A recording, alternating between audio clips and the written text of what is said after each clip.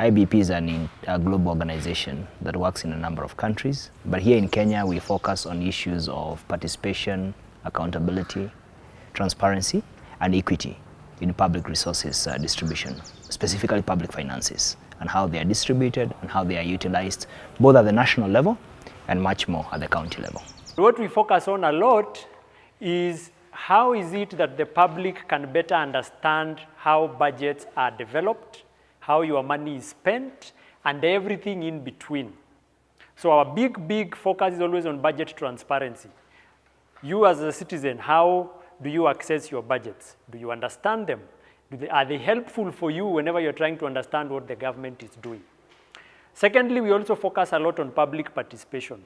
The reason why we want the public to access budgets is because we want them to engage better.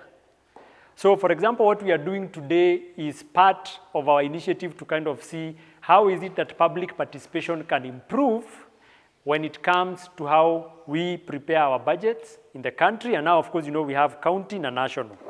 So there's a lot of participation that we have to do as citizens. Public deliberation, basically, applied in public finances is a whole idea of using tenets of dialogue, tenets of, discussive democracy, to be able to discuss how then should budget allocations be made. I'm also trying to look at this very department in terms of is it the 4 pillars that the national government is currently talking about? The big 4. The big 4. Housing is part of it. So if you're looking at it, it was 1 billion. Maybe in the next budget it's going to be even 20. Why? I'm just saying. And what is wrong if it is 20? At what point do we have the shilling being strong? So to me, those are factors. And of course, okay, that is positive factors, but there could also be other factors. Then why was it allocated the following year? Yes. The reason is, one of the things that the national has not done, or the national government has not done well, however much they have transferred functions, but they don't follow it. They just put it. Are you understanding me? They have transferred functions, but they've not transferred the funds. Resources. If you are trying to make an analysis based on the percentages, or you may find you cannot estimate an historical allocation of money per department based on the percentages. It has a challenge because you have seen in that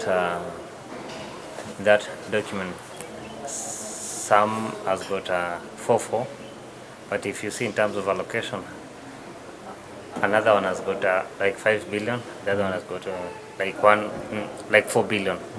But you find the percentages are the same. So during the analysis, you have to factor in terms of the percentage and actual pricing for actual money which is being allocated in that in the sector. Governance by discussion is basically to say for everything that we'll do as a country, we will talk about it. Then we'll agree on the best approach. It will not mean that everyone will get what they want every time, but at least there will be an agreed approach because everyone will listen to the justification from the other person and then we'll find a way forward that is agreeable to all of us. It's been applied a lot in elective politics, but then, for us, we thought, why not try it with budget? We are still spending over 80% of our money at the national level. Some of the things that we really care about, like in education, things to do with security, are still seated at the national level. So our discussion today will focus on the national level because we feel that it's also important for us as a country and as people who are working in different counties to also keep an eye on what is happening at the national level. Because some of the things that we hold very dear and some of the things that we consider priorities to us, those things are still discussed at the national level. The budget of those items are still passed by the National Assembly. So we need to know what is happening when these things happen, when the decisions are made, what kind of decisions are being made so that we know when is the best time for us to engage and what are the opportunities that exist for the public to engage with the national government budget process. What do you think is, why is source of funding important?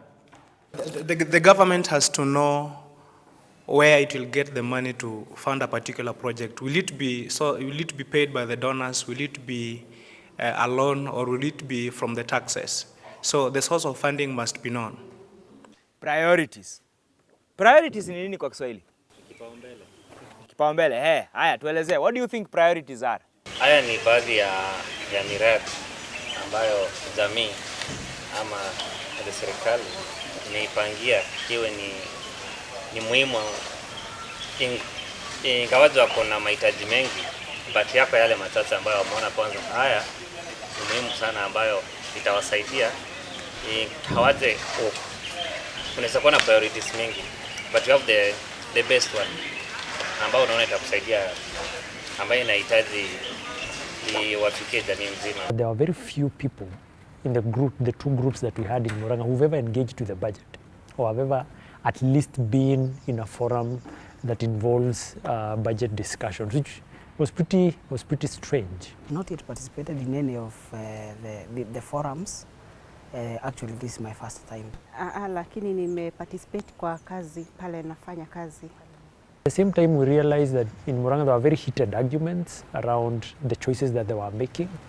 But then a lot of that was informed by people's own understanding about how government sectors work and what the objective of those sectors should be. And in a way, we found people borrowing a lot from their own experiences. So if it is in education or infrastructure, there was a general conceptualization with the group about how those sectors should work in determining the development agenda of the country. And so we noticed there was a bit more of borrowing from experiences than the information that we had presented before them. We were trying to see, after 4 years, we produced 1 million from 4 rivers. 70,000 got to university. Out of the 70,000, 10% are focus and material. Remaining 930,000 are Kulima, and they are not adding as much as infrastructure would. Garissa Road was built by NYS sometimes back. NYS guys are trained for 6 months. And they built that road, and it's one of the best roads in the country. So we don't need to put 70% in education so that we produce great minds. We just need to be organized. So Turkana is one of the marginalized counties up north, and I think for Turkana again, this was a mixed group where you had professionals, you had business people, you had people who basically don't work. And again, this is one group that didn't have very many people who've engaged with the budget before. But I think one thing that we noticed with Turkana, number one, is that they seemed to have a very clear idea after going through the information that we presented them on the information that they would need to better understand the process and to better make the decisions that we were asking them to make that day. Kila wakati ambapo unafikiria budget ya mwaka ujao ambao tunaitwa tuchangie, kumbuka ya kwamba kuna pesa ambazo zilikuwa zimetengwa kwa kila sekta, na kuna ile inaitwa ceiling. Ceiling ni ya kwamba kwa sekta A pesa ambazo zimetengwa ni bilioni 50 mwaka uliopita. Kwa hivyo unapofikiria mwaka ujao, hauwezi anza kusema tuwapatie tu bilioni 30, kwa sababu hiyo bilioni 50 kuna jambo ambalo ilikuwa ifanye. Tena kitu yenye na affect mambo ya petitions. Petitions, so that's why IBC have to conduct some by-elections. Increased corruption in both levels of government, so EACC wanataka pay more funds. That's independent commissions generally. The literacy is at over 80%. That, and then the infrastructure of education, they are still low, because we are talking about a community that has been marginalized for over 50 years. The other thing that is very contentious, the reason why answering that question is very difficult, we just discovered oil. Economy here is very poor. Employment rate is also very low. So while exploring energy might cause employment to the community around. So in my view, because they are all important, employment is as important as education, I will give it a 50-50. People given time and the right kind of information can actually contribute to a discussion. And they don't need to know the granular details. They don't need to know every last detail of things. But for instance, I mean, we had the sectors that we were having debates around this time, you know, education and infrastructure, you know, and whether to invest more in capital development or in human development. People had ideas. Reason number one as to why we give the governance 60% is because in governance there are a lot of departments compared to social whereby the governance sector requires or does a lot of perils. Reason number two is that the government has has to invest more in governance and security for the social protection, culture and recreation to improve. One, if you do not have security, even in your day-to-day life, you cannot invest. That's a fact. If you do not have security, you cannot send your children to school. If you do not have security, you cannot do anything that a normal human being can do to better his life. So that's why we give governance 60% and social protection 40%. Reason number three was actually in reference to page 7 also. If you look at how the ongoing project, because I believe this is an ongoing project, that governance is going to be given maybe 81% and social protection 19%. This means that the performance of governance is quite high. You'll all agree with me that the performance of governance is quite high compared to that of social protection, culture, and recreation. Because if you look at the programs that fall under social protection, culture, and recreation, these are sports and the likes, the labor and all that. Ilipeana 60 kwa governance, justice, law and order.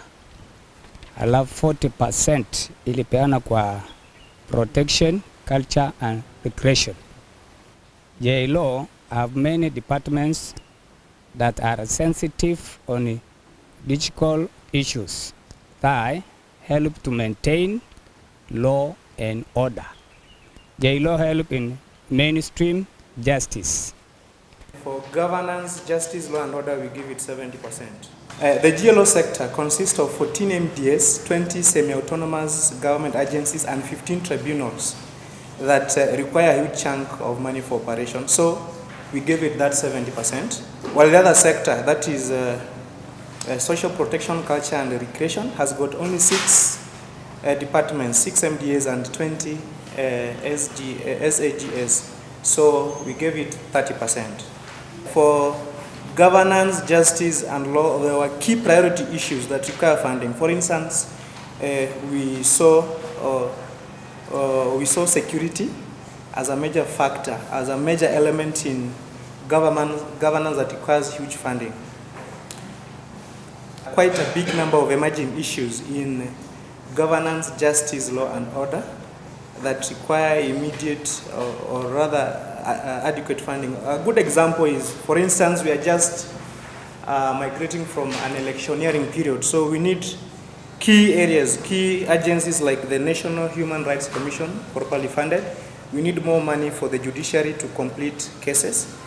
We don't see much in emerging issues from the other sector, that is social protection, culture and recreation, and the recreation sector. Not all will be employed in the white-collar jobs, indicating that a lot of resources should go to education such that as many people as possible can be educated, and those ones who cannot be employed in the white-collar jobs can be employed, can self-employ themselves. In the infrastructure, as we have gone through the document, we have found that some sectors can provide money for itself, like the petroleum. It will sell its petrol and it will get its money from elsewhere. So I tend to think education should be given more. In this case, 70. And then the other one will get 30. When I look at infrastructure and energy, I'm looking at roads, I'm looking at buildings, I'm looking at power, I'm looking at everything that supports the people who will be taking part in the research. So I will say if I was to give 70, then I will be taking 70 to energy and infrastructure. That is where my argument will. Because we're looking at how supportive. We need, yes, we do need, education needs an allocation.